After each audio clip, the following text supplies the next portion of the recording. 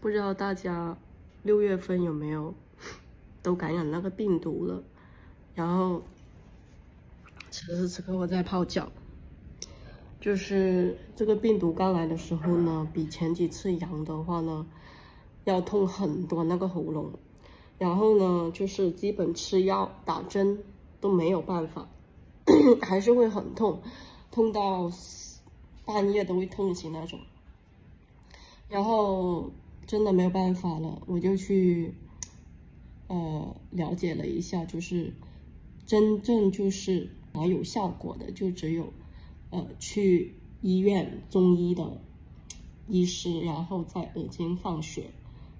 就是耳尖放血，